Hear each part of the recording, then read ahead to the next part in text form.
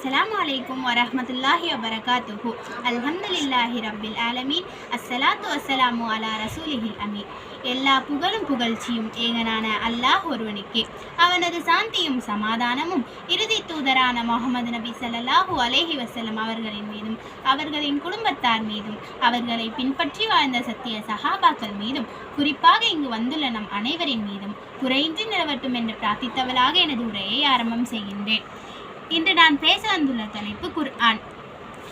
இறைவனால மனித குலத்துக்கு வழங்கப்பட்ட இறுதி தூது செய்தி தான் இந்த திருக்குர்ஆன். இது வெறும் ஒரு வேத நூல் மட்டும் கிடையாது. மாறாக மனித இதயங்களின் நோய் தீர்க்கும் மருந்தாகவும் இருளில் இருப்பவர்களுக்கு ஒளியாகவும் திகழ்கிறது. குர்ஆன் கூறுவது என்ன? அல்லாஹ் குர்ஆனை பற்றி வேதத்திலேயே பல இடத்துல அழகாக சொல்லியிருக்கிறான். நிச்சயமாக இந்த குர்ஆன் மிக நேரான வழியை காட்டுகிறது. அல் குர்ஆன் 17வது அத்தியாயம் 9வது வசனம். முக்மின்களுக்கு அருளாகவும் மனநோய்களுக்கு மருந்தாகவும் உள்ளவற்றையே நாம் இந்த குர்ஆனில் இறக்கி வைத்திருக்கிறோம். அல் குர்ஆன் 17வது அத்தியாயம் 82வது வசனம். இந்த வேதத்தை பாதுகாத்துக்கிற பொறுப்பை இறைவனே எடுத்துக்கிட்டான். அதனால தான் 1400 ஆண்டுகளா இதில் ஒரு சிறிய மாற்றம் கூட ஏற்படலை.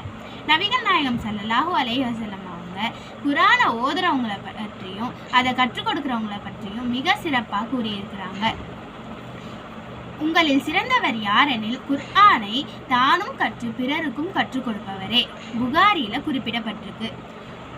நீங்கள் குர்ஆனை ஓதுங்கள், ஏனெனில் அது மறுமை நாளில் அதை ஓதியவர்களுக்கு பரிந்துரை செய்யும் வகையில் வரும்.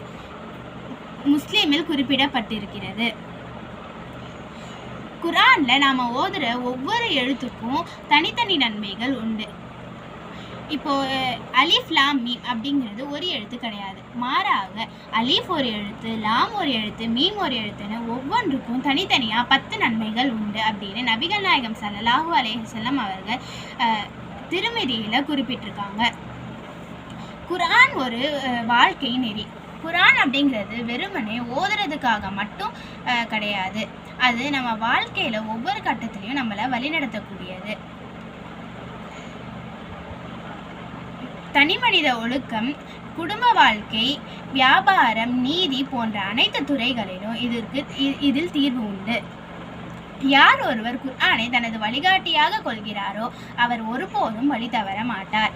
எனவே கண்ணியத்திற்குரியவர்களே, நாமும் நம்ம குர்ஆனை வெறும் அலமாரியில் வைக்கிறதோடு நிறுத்தாமல் அதன் அர்த்தத்தை புரிந்து ஓதவும் அதன்படி நம்ம வாழ்க்கையை அமைத்து கொள்ளவும் முயற்சி செய்யணும்.